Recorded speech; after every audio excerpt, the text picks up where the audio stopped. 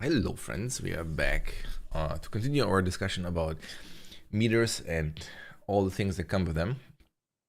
I think we are kind of like last time we got like 90% there, right? So we scroll down here.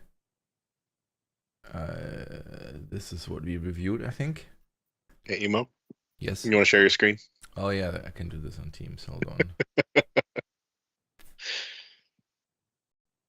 I mean, you can always see it on YouTube. We could have a very fun exercise seeing how good of comments we get when we're looking at things 5 seconds in the past. Yeah. So the thing we haven't really reviewed are these guys here. So I guess we should start with those, right?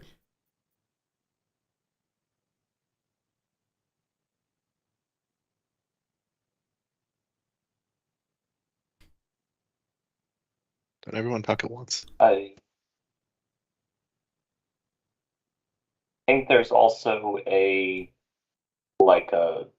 console console sync that we're using for debugging, and I don't think we reviewed that either. If you want to scroll back up just for a minute, I can comment on some things that changed since last time. Oh, you changed the APIs we reviewed? I removed some things you found questionable. Okay. Like the subscription manager is gone. So if you scroll to the bottom, I have an updated version of this. There. I think last time we didn't approve the subscription part. Right. I think Emo was asking about the already approved API zone.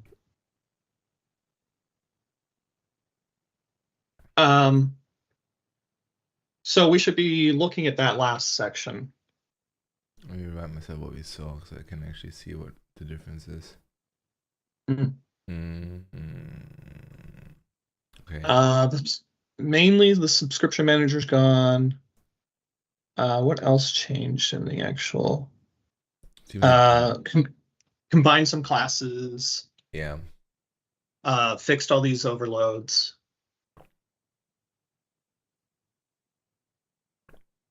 Oh, I need to fix that here. The default parameter was removed from the first overload of enable metrics. So it's meter name always.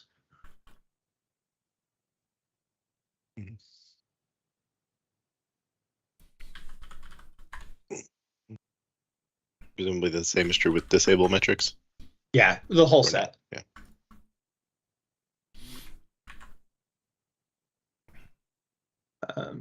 All right. All right, let me copy Scroll paste down. something.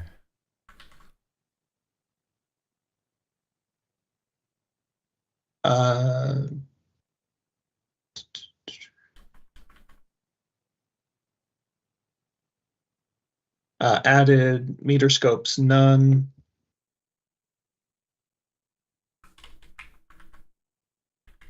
I think we glanced at the hosting ones and approved them because there wasn't anything interesting there.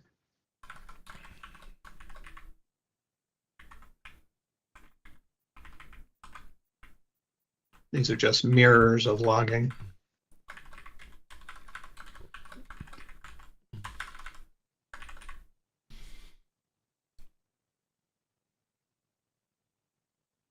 Okay, and then what was left in the unreviewed section here.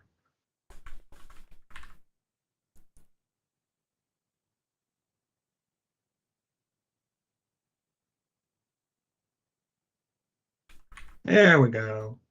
Config, config, config. Where did console go? Is it, if you scroll down, is console there? Nope.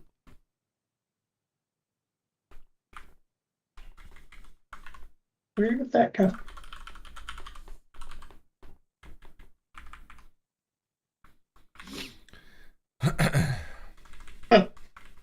I mean, the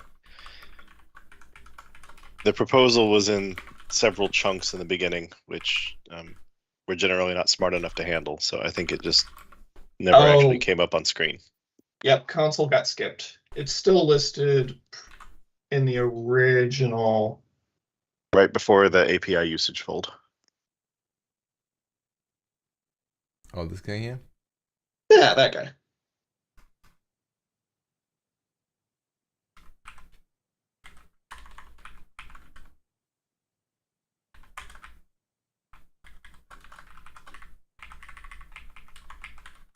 I will update my section as well.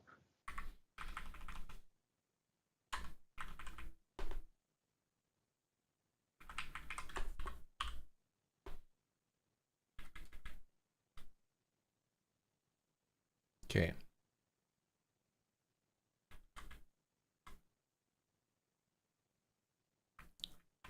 Cool. So then I guess, do we want to review the delta or no? I guess we don't, right? We just skip over it. It looks like reasonable. I mean, I think it seems like it was all based on feedback with the approval itself. So Yeah. Meter scope now is a proper flex enum. Yeah. it needs a comma after the middle entry, but you know, the compiler would tell you that. GitHub syntax highlighting told us that too when local wasn't blue. I was trying to figure out why. All right. Okay, the dog seems to approve. I don't know. That sounded like an objection to me. I mean, that's fair, I guess. But no one seconded it, so. All right.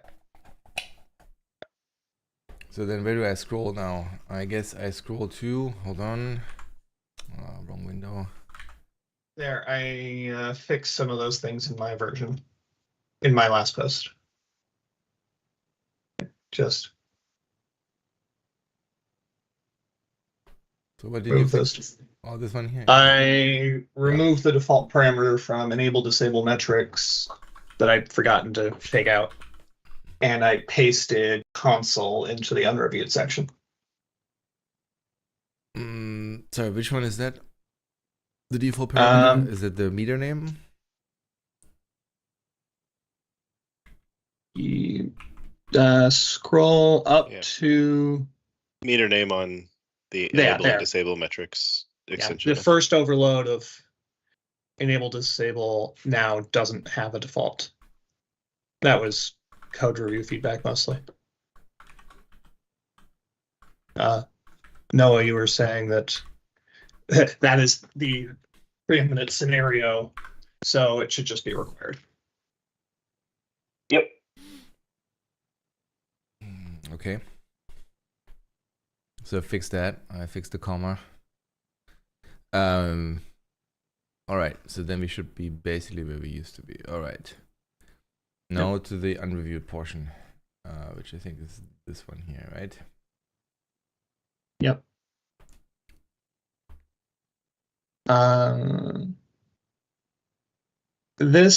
All the configuration stuff is copied directly from logging, and the first set, those interfaces, I honestly haven't even tried to implement yet.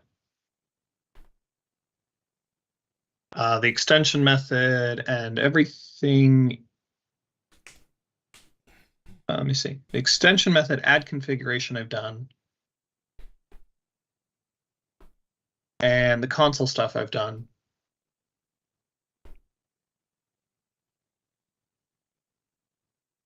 Those. Oh, whoops. The configuration factory interfaces are duplicated.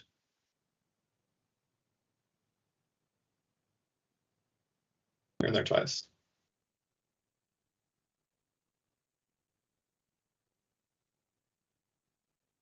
Yeah, so there's not much left here.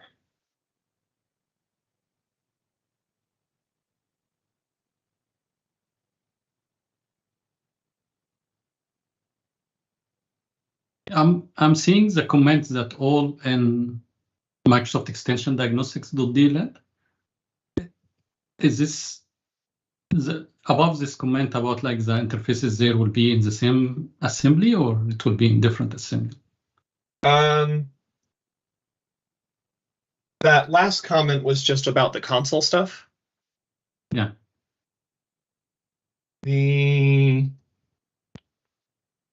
So you're talking about. Here we go.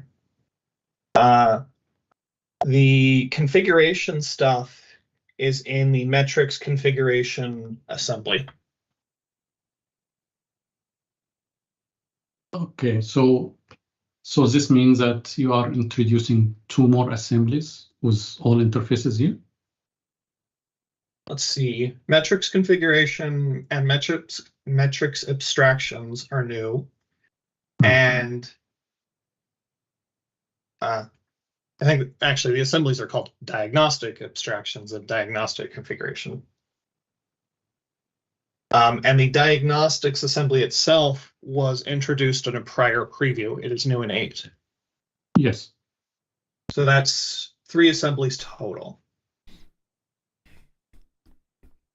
Yeah, just wondering about, like, can we merge just the configuration with the other assemblies, or it has to be in its own? The biggest thing that I'll check. The configuration one mainly is bringing in the iConfiguration dependency. Merging that, honestly, I don't know that that would be a problem. I mean, No? I think you could probably just merge it into the extensions diagnostics assembly to get us back to just 2 total assemblies. There'd be the abstractions assembly and then the extensions diagnostics assembly Right. without abstractions. In the original spec, it was separated, I assume because you'd copied that from logging as well? Yeah, I think so. But I mean, logging really seems to split out everything. I don't think we need to be that aggressive. I mean, I know we got comments elsewhere that we should stop trying to piece things down into such small assemblies, and I think that's fine, unless anyone, thinks we should make it more fine grained. I haven't heard anyone advocate for that though. Yeah, I was merging. gonna ask if you have a technical reason why you need so many assemblies. In this case, I don't think there is. The only reason this one is separate is because it adds a new dependency. But adding that to the base diagnostics package would be fine. Yeah, but isn't the diagnostic stuff built in? So it's adding a dependency on built in, which means no dependency. I guess maybe it's not built in if you're in net standard / framework. Never mind. Built into what, like the shared runtime? Right, because if the dependency it's taking is on just the core diagnostic stuff, that's in the shared runtime. But so your dependency set is just still the shared runtime, but yeah. Yeah, it's probably NuGet package versions on, if pulled for net standard or framework, are probably do have an extra dependency that may be unnecessary for other people who aren't actually using diagnostics. Just for reference, who actually depends on the diagnostics package?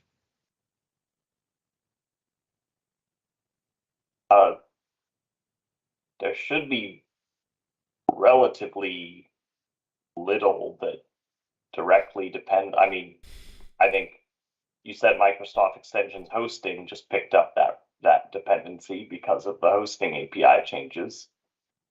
Well, it will. Right. But it has not. Right.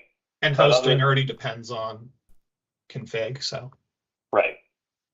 I mean, I would expect, almost any libraries that do anything with metrics are probably going to pick up a dependency on the extensions, diagnostics, abstractions library.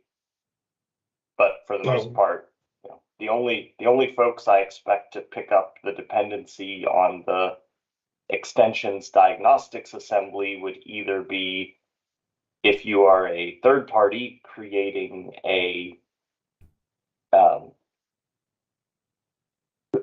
if you're a third party creating a sync that you want to have support configuration in your sync, or if you are like an application developer, then you want to add metrics to your application.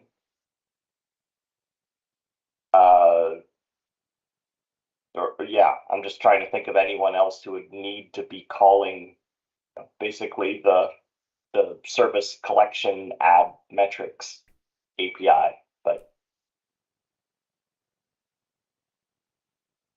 I don't. I think we're good then. So, merge config into diagnostics and call. Yep. I mean, probably yep. the only thing we need to double check with would be open telemetry folks. Make sure I'm not suggesting anything that mucks up their factoring.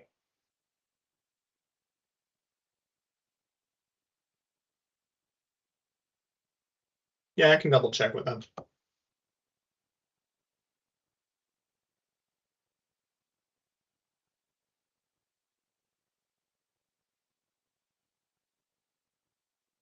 All right, anything else?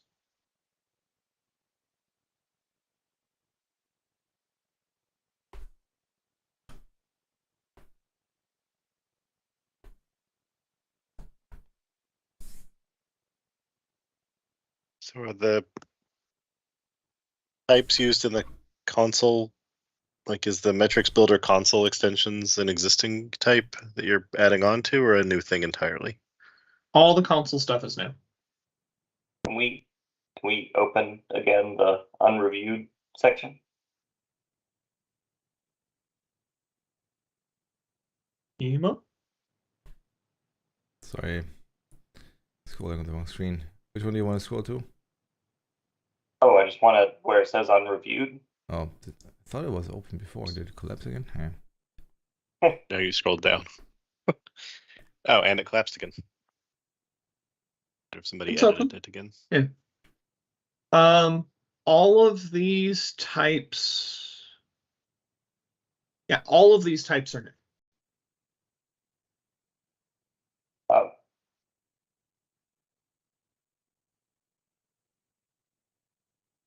Although the add configuration one could be collapsed into one of the other types if it gets merged into the other assembly.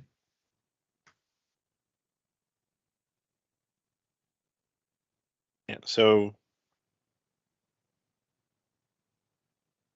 even if the purpose of a console sync for metrics is expected to be debugging, like does that warrant debug being in the name of the method?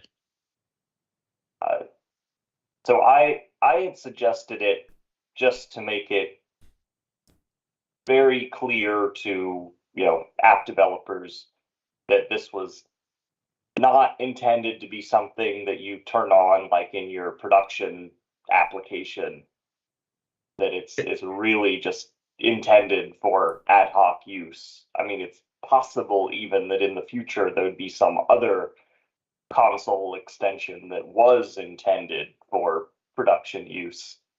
I mean, this thing literally just spews output to the console every time any meter logs anything. It doesn't do aggregation. It doesn't present it in the, like pretty consolidated formats.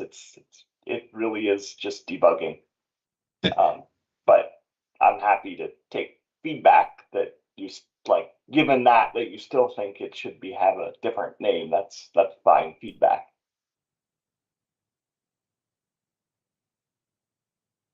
You were saying something, Chris? No. Okay. Thought I saw your circle light up for a moment. Yeah, I mean, I guess it seems. Is there precedent anywhere else anywhere for us doing something like that?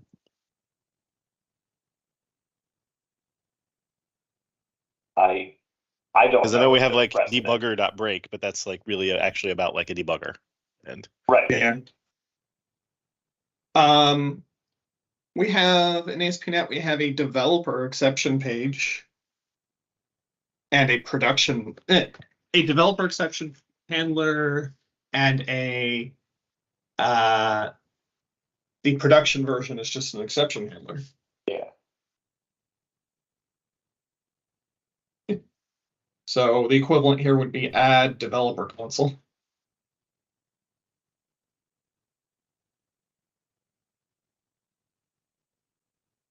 But Do we have any scenarios that people need console during the production? Not this console. yeah, it may be fine. I can't come up with a better name. But yeah, it was more about like logging has one called add console, but that console is intended for production use. So it was more about distinguishing from past precedent rather than matching it.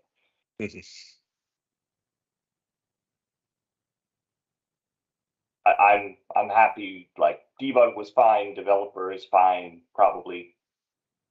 Yeah, If you and had then other suggestions, they probably like be what's fine. the purpose of the console metrics type? Like it just holds one const string. Yeah, I was gonna ask the same. So in the earlier section where you're saying enable metrics and you want to specify a specific listener, this is a constant for use there. Okay. Rather than having you copy paste the string console everywhere. We do something like this in authentication, where we have different profiles and systems identified by strings and cross-checked. Okay, so this is for the long overload of enable metrics where it takes a optional listener name. Yeah. Okay.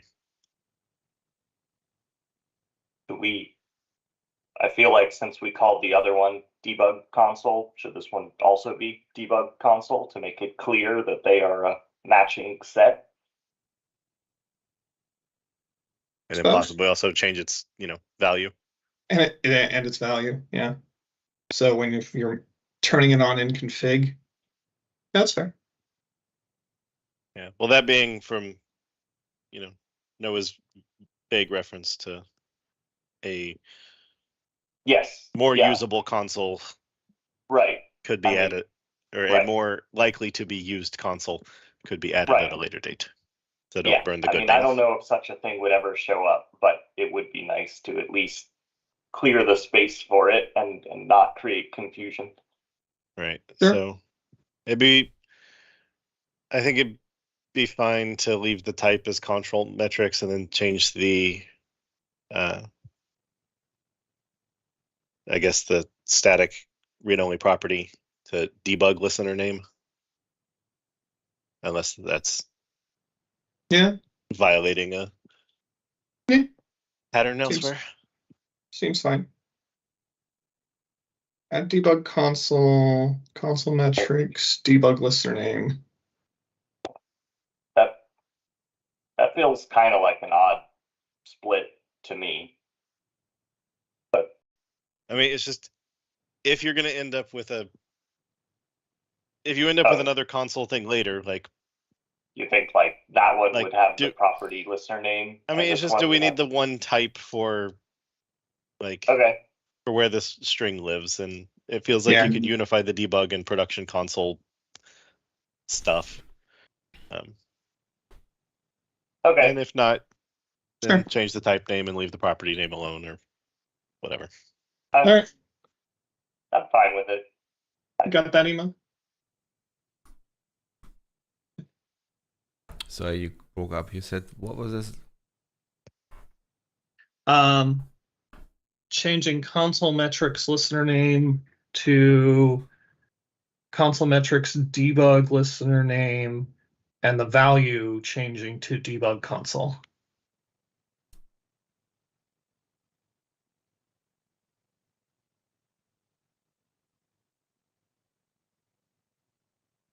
And then, yeah, so you propose that as a static get only property instead of a const.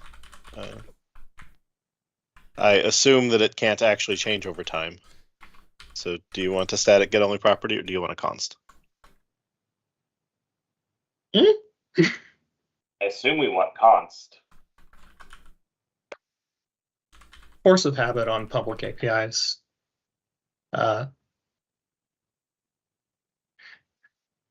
Claiming something can never change is always a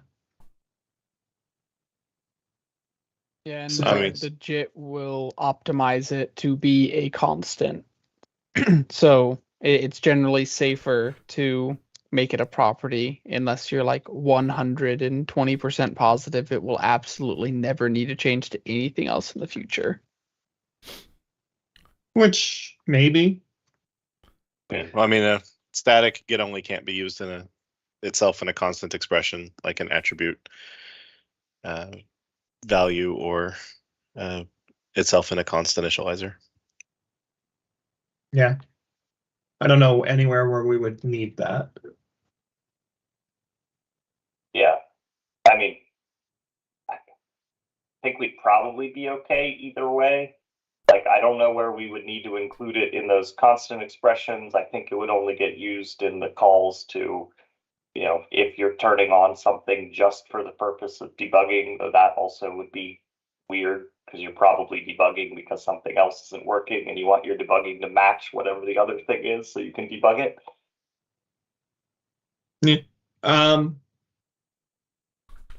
Email, the suggested name there was console metrics debug name, a debug listener name.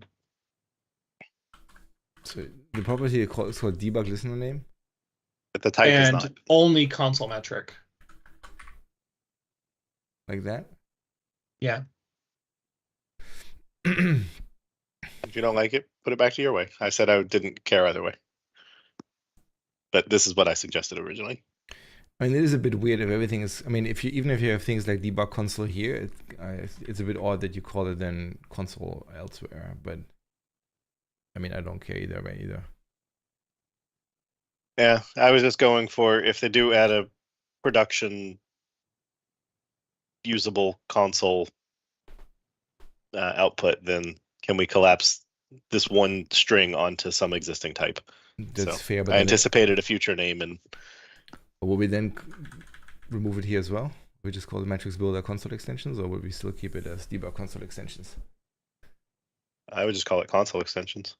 Okay, that makes sense then. So basically, you would say this is the house for everything, the home for everything related to console, whether it's debug or production.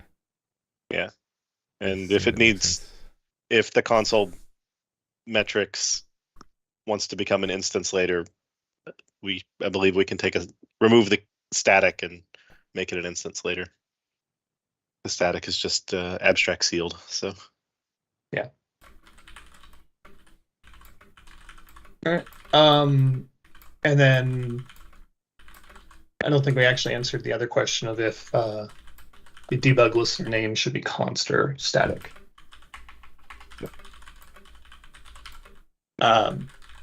Yeah, I don't know that I have an opinion. I just Yeah. I And I referred don't- to it as a const string, and then looked at the syntax again. I've been generally discouraged from using consts in public APIs consumed across assembly boundaries on the off chance that something ever does change. Unless it absolutely does have to be used in a constant fashion like attributes. Right. Well, because the question here is, like, once you ship with this name is there, and yes, you could say it's a debug console, so you don't really care if it breaks somebody version to version. But I feel like in general, these listeners, their names are constant because they're going to go into config, Yep. and Yeah. it's now needs to be invariant across package versions, which means this looks Right. like a non-constant, but it's really a constant and actually has all the restrictions of a constant. So we should put const in front of it and then be like, damn, we can't change that. So That's probably fair.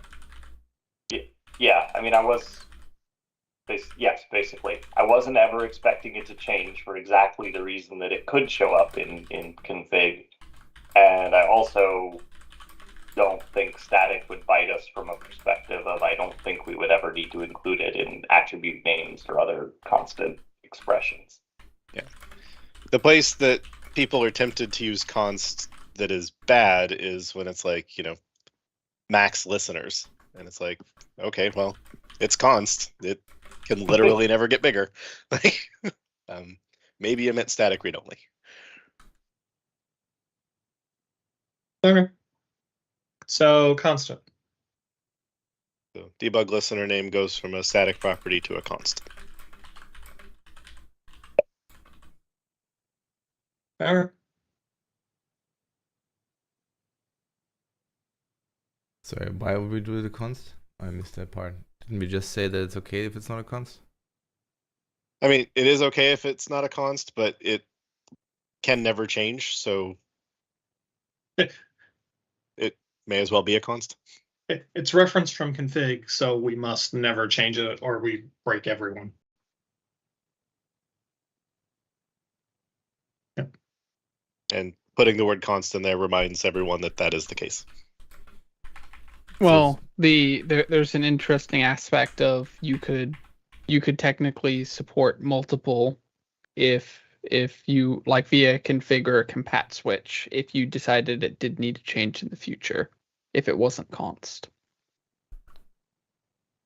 Fair enough. I guess as long as the config system understood redirecting renamed listener names, then config and that const don't need to be aligned. Fair enough. Yeah, I don't care. It's fine however it is.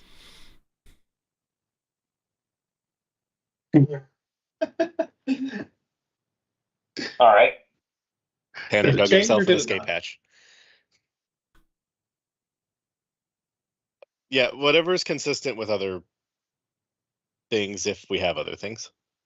All right. Static is more common.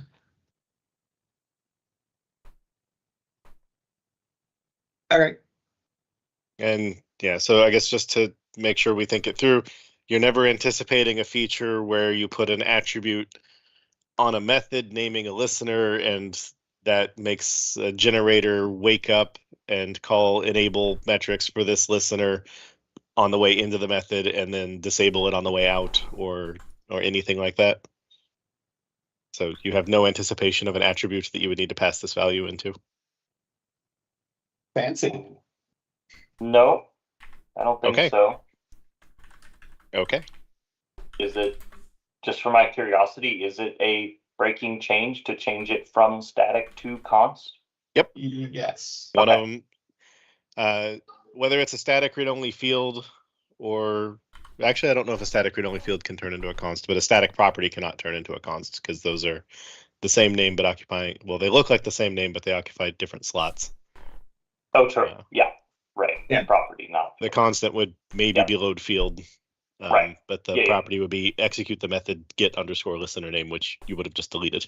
So The constant wouldn't load field either, right? It would just be replaced with the literal by the compiler. So yeah, it'd be, yeah, it but would I be don't. breaking. That's why I said I don't know if a load field will identify a constant across a version change. I don't think it does because it's an entirely separate metadata table.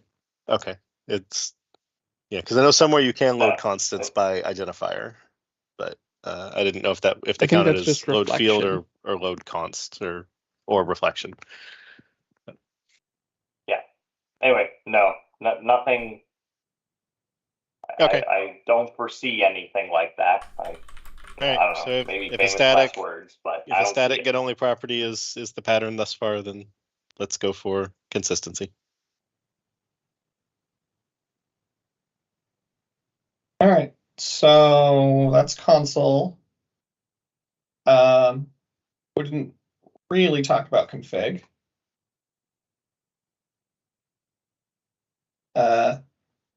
Add configuration is a direct copy from logging and works pretty easy.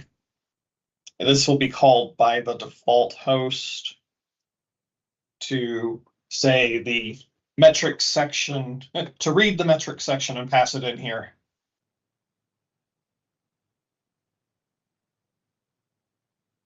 Right. So when we were talking before about the enable and disable verbs versus config, is it actually more accurate to say that add configuration does the things configuration says, but it was implicitly first, and then the enables and disables would modify that. But if you called add configuration again, it would do whatever config says to do and modify the state again, or no? Oh.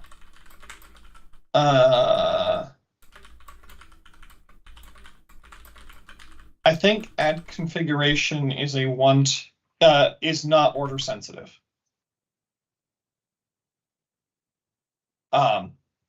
It's a delayed call. It adds a service. It'll be executed when it's executed. If you call it multiple times, you're overriding the prior config. Okay, so what code takes stuff out of config and makes it reality? That's all internal implementation behind this that happens during options Builder.build? resolution, I believe. Okay, just because somewhere something reconciles what state the config said versus Right. when you called enable metrics on the metrics builder. And Right.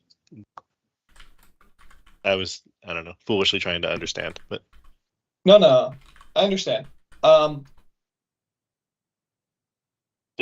So last time when we discussed it, we said we weren't sure what the behavior was, but we would make sure to match it to whatever current, like whatever behavior logging has, so they would both behave the same way. I haven't looked into it, Chris. I don't know if you did. If you I have not dug into that. Okay, so I think we're at the same point of it we'll doesn't be sure to affect match the logging. API in any way.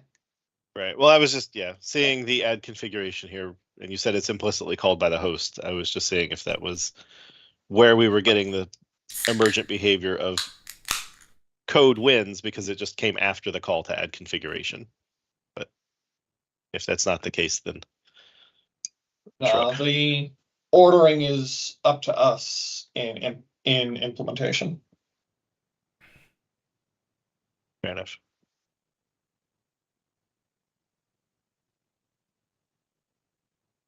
All right. The configuration factory, how is it being used? Is it used by us or is it used by the user? Well, Chris, if you want to go, or these two types here are the ones that I don't have a implementation for or design for. These are from the original spec. What was the intent? I think the intent was infrastructure code. So I believe the intent is if you are a third party and you are designing a sync and you would like to have some config settings for your sync, this allows you to access those settings at runtime.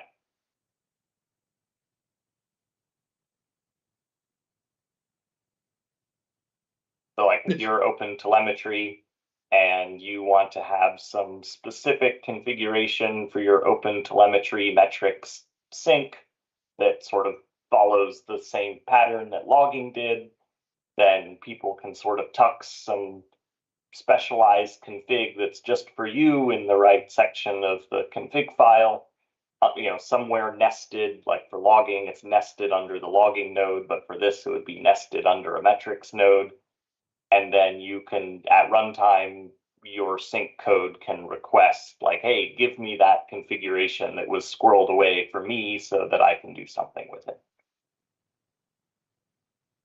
That's generally the intent. I don't remember the exact details of. So I guess then the user would use iMetric listener configuration of T, and then OpenTelemetry would implement iMetric listener configuration factory that returns the configuration called for type of listener type. I don't think the user would use either of these. I think only the OpenTelemetry sync would use them. And we would set them up in add configuration as needed. So we're the ones providing implementations for those types? Yes, pretty Yeah. sure we're the ones implementing, and a sync author such as OpenTelemetry would be the user of those types. They're used in DI, right? Both of them. Yeah. This would all be DI based.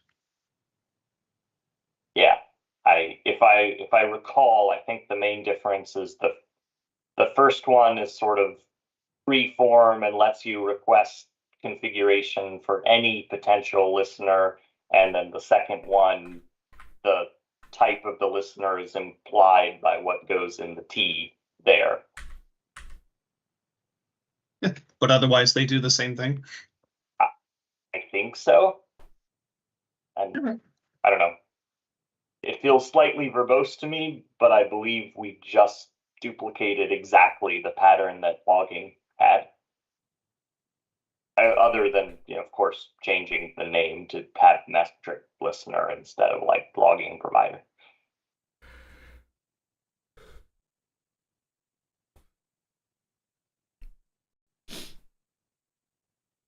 All right then.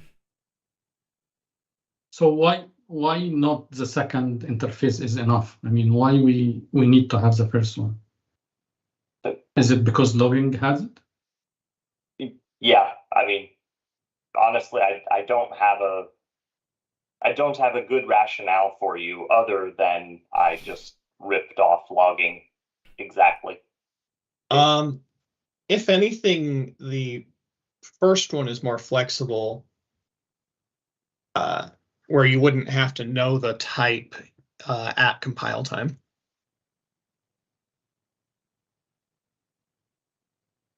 The second one is a little bit more user friendly for the common case.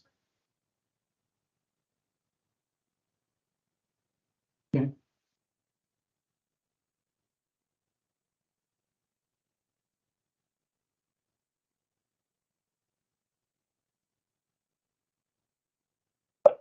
Sounds like no one has any strong opinions here, and just duplicating what logging did is fine. Yeah, I'm fine with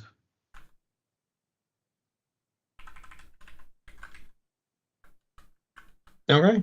Well, then I think we're done. All right, cool.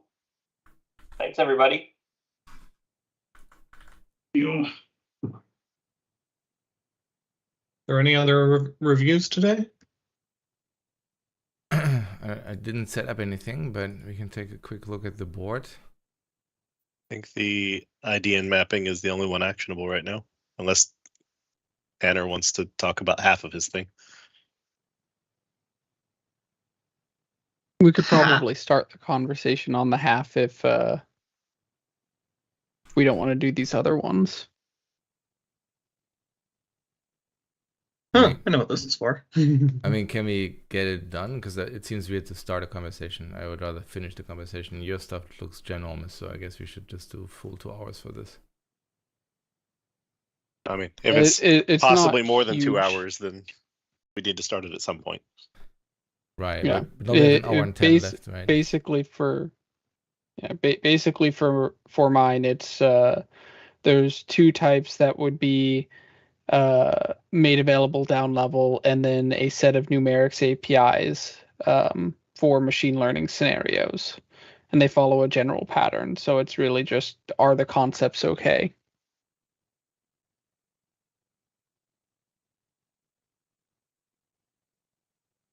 Don't have a preference on my end. Do we have the right person here for IDN mapping? Can anybody talk to this? Steven or Tanner? Miha's here. I'm around. Okay. Then I guess we should just do that one first, because I mean, it seems like it's hopefully easier, but it might still take half an hour to actually get it done. Yes. Sorry, so are we doing the IDN mapping? Mm-hmm. All right. Yeah, so the IDN mapping has essentially 2 methods on it: get ASCII from Unicode or get Unicode from ASCII. All the APIs take string offset count.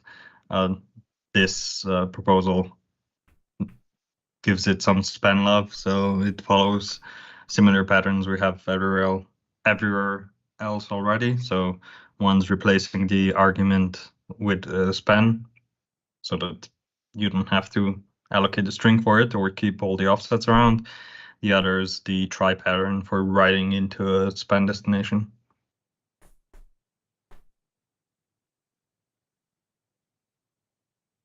And this would primarily be used by things like URI, or probably there's a few use cases in ASP.NET as well.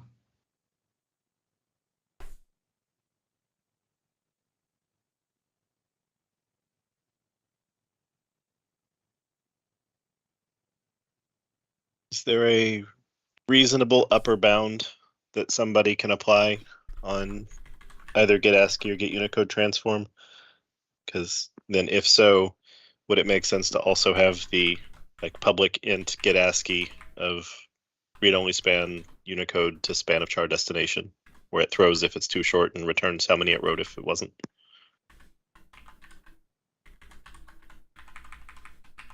I didn't follow that. You're asking if there should be a throwing variant of the try, so remove the try and have it be throwing?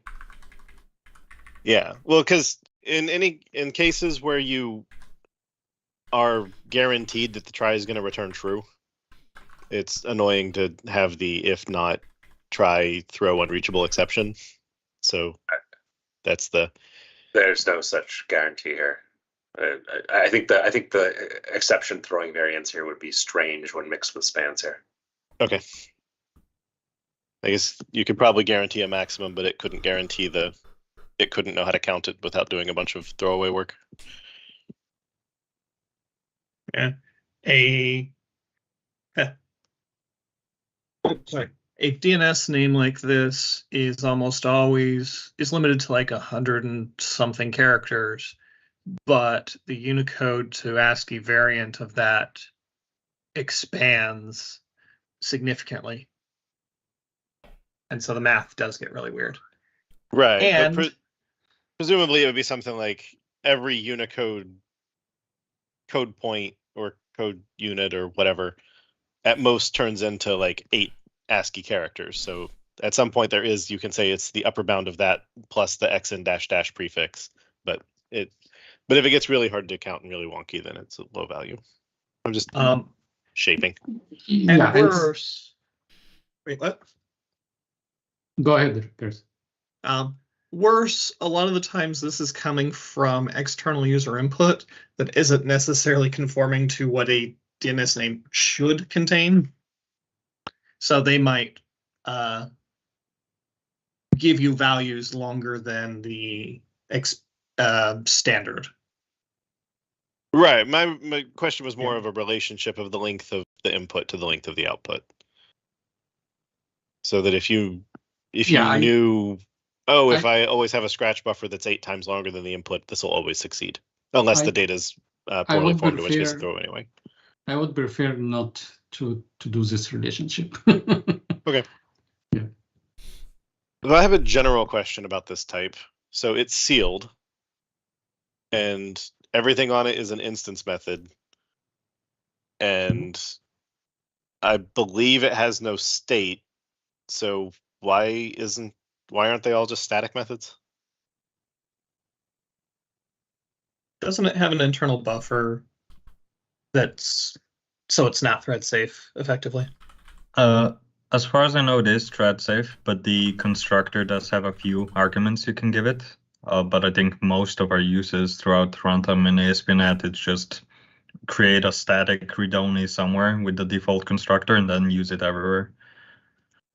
Yeah. Oh, I see. It has 2 settable properties. It has 2 pieces of state. Right.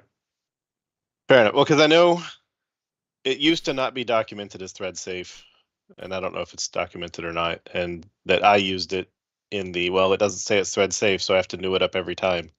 And then somebody came back and said, yeah, but it's actually thread safe, so we're going to use it the way we know is safe instead of the way we documented it as safe. But if it actually has modifiable state, then I guess I would argue that these new methods should be static instead of instance. Yeah, I think given where the type is, I would say we continue adding instance things to it. And if we wanted to avoid people having to create their own, and we knew that the 99.999% case was just the default constructor, we add a default singleton or a shared singleton and update the setters to just ensure that that singleton isn't being mutated. Not for now, but for another time if it came to that. Right. Ooh, yeah, I'd like one of those, please. Can I ask another dumb question? What does it mean to get a Unicode from an ASCII that is typed as UTF-16? This is about Punicode, right? Yeah. Yeah. Yeah. It's a wacky format for, it's kind of like base 64. But you're basically saying get Unicode, and the argument is a string. Isn't that string Yeah. already Unicode? This isn't about UTF-8 versus UTF-16. This is about whether the string is encoded or not, basically. So you're going between an encoded or decoded strings, and the encoded ones are called ASCII, and the decoded ones are called Unicode. The encoded ones contain only ASCII. So literally, the text itself is the encoding. Yeah. Right. Like if you I see. if you had a website that was called nihongo.com, spelled actually in Japanese characters, that's actually not allowed in DNS. DNS is limited to ASCII. So the name is actually xn -- and then like some base 62 encoded version of the thing, and that's the ASCII output of IDN mapping. Gotcha. And then if it was a real ASCII label, so youtube.com, when you call get Unicode, it will give you youtube.com because it found no xn -- that it needed to translate back. Gotcha. So it's just another form of encoding like base 64 would be. Yeah.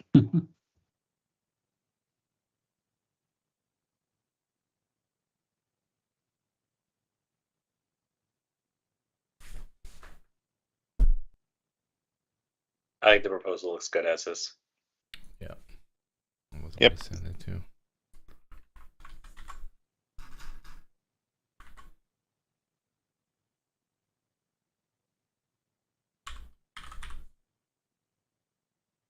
Thanks.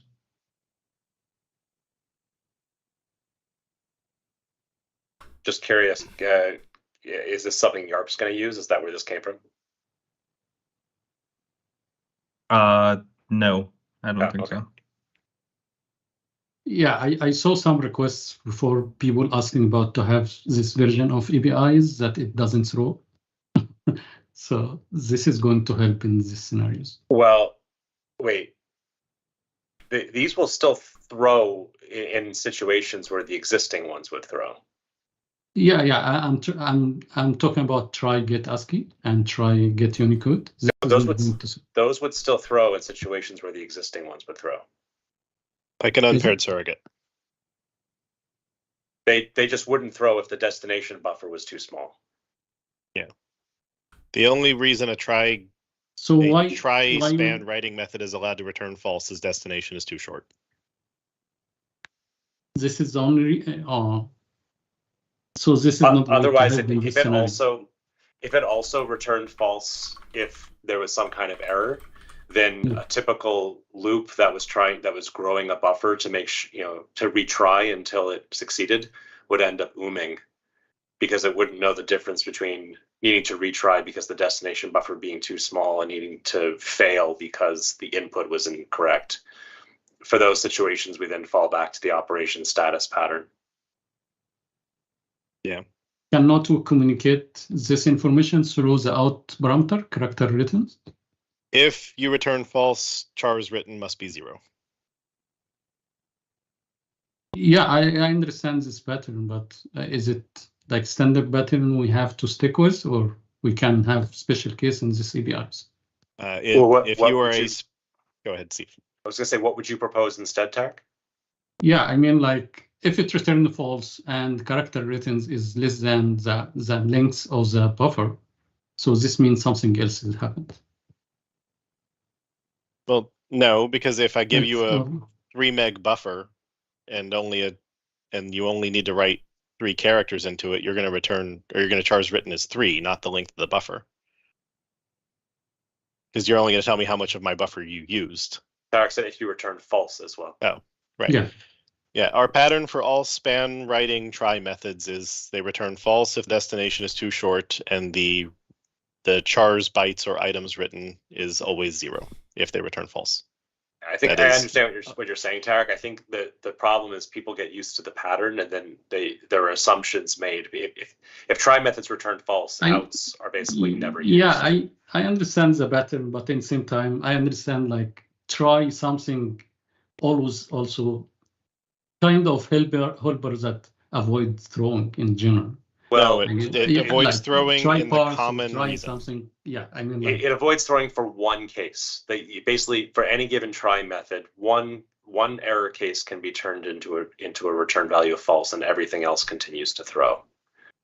So for a given API, you learn what that corresponds to. So for formatting APIs into spans, it's that the span is too small. Okay, so my question here is, can we add that try something that it doesn't take span, but it take string? And this would be obvious about, like, this is a API that doesn't throw if something happens. I mean, if you want, right, so we'd sort of backform it. If you wanted the span writing one that needs to report either you're too short or the input is invalid, then that's an operation status API.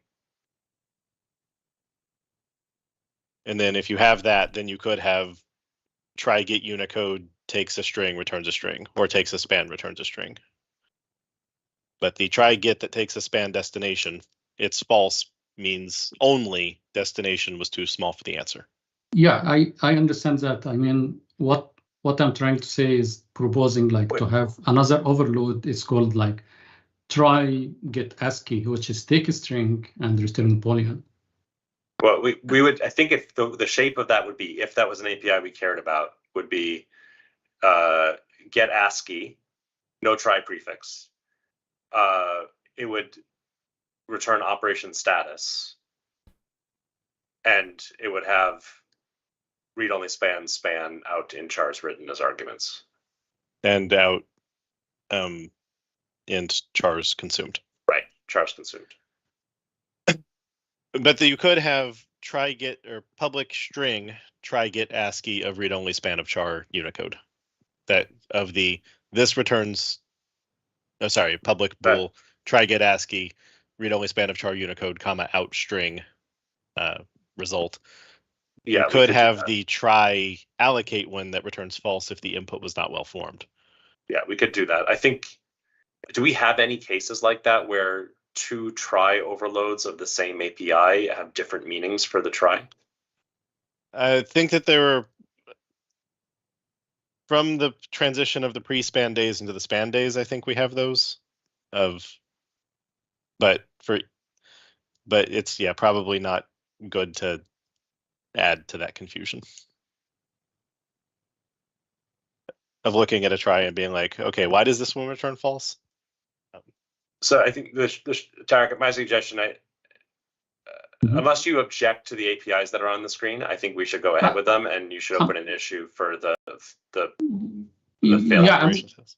I'm fine with what proposed here, but what I'm trying to say is like what proposed here is not going to help in anything but performance. I mean, like this is all about perf. Yeah, but I mean, it's not going to help in other scenarios that I'm seeing. Yeah. Okay. I mean, but the existing APIs, the ones you're proposing, are also about perf, because the alternative is you called get ASCII or get Unicode in a try catch block. Yeah. So they're all about perf. Just yes, but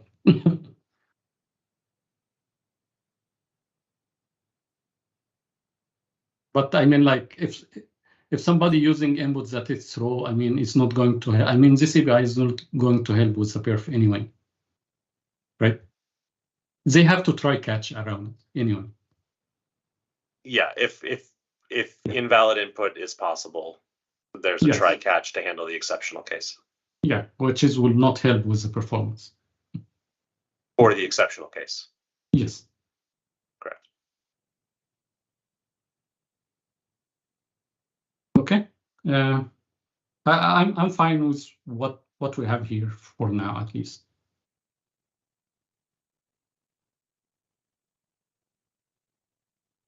All right, then I think this is all we have for today. And I see you guys on, I guess, Thursday again, right? And the numerics one's scheduled for Thursday, right? That's right. Awesome. Then I see you. Bye-bye.